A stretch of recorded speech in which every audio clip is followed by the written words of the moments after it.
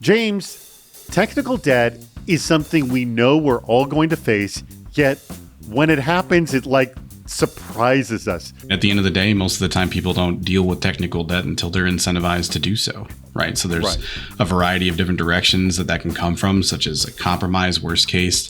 Best case is just an audit finding. There's nobody truly incentivized to deal with technical debt real seriously until there's a dollar sign attached to it. What are the problems that are the result of technical debt? When you have technical debt, you're facing this and this and this and this. When you bring in any kind of new technology, anything quote unquote next gen, right? At the end of the day, you're layering it on top of technical debt in some way, shape, or form, whether you're replacing firewalls, whether you're trying to deal with different issues within the IAM space, such as identity governance. That technical debt always comes back to bite you. A lot of organizations find themselves almost having to reverse engineer next-gen platforms to make up for the massive amount of technical debt that didn't necessarily make it into the limelight until they brought in the new technology. What constitutes technical debt? So technical debt is basically, at least in my opinion, the kind of housekeeping activities that go on across your entire, IT estate, whether you're talking about cyber operations, DevOps, what have you,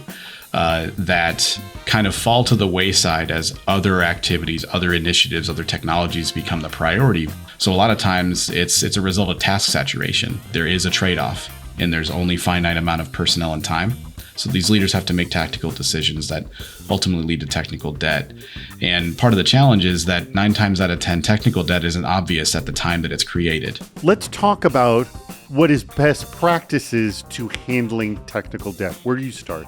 The most important thing to do is to make sure that you have realistic expectations on what you can actually accomplish with respect to technical debt versus everything that's going on as you move forward. You have to be able to defend, why you want to address it.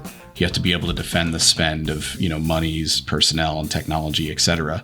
So, all in all, you have to be very, very inventive on how you're going to describe the technical debt. You have to be very, very intentional in what you're going to do to satisfy it, but also ensure that all the downstream effects of making this change are felt. All right, well, we're going to talk about this very subject, hacking technical debt, something that we all face but never want to face.